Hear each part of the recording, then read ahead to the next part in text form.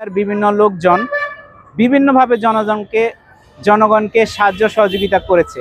আমরা আশা করব এই গরমের মধ্যে, এই হট ওয়েভের মধ্যে হিটস্ট্রোক মোকাবেলা করতে আমাদের যেসব রিক্সা ড্রাইভার বা প্রান্তিক যেসব জনগণ রয়েছে তাদেরকে কিছু সাহায্য সহযোগিতা করলেই যে আমরা এই হিট ওয়েভ সবাই মিলে মোকাবেলা করতে পারবো।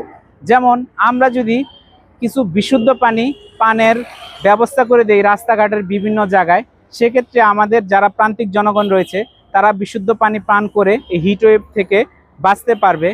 অথবা তাদেরকে যারা রিক্সা চালক তাদেরকে যদি আমরা ক্যাপ প্রদান করি বা টুপি বা গামছা প্রদান করি, সেক্ষেত্রেও তারা কিন্তু এই অতিরিক্ত তাপমাত্রা থেকে কিছুটা হলেও স্বস্তি পাবে।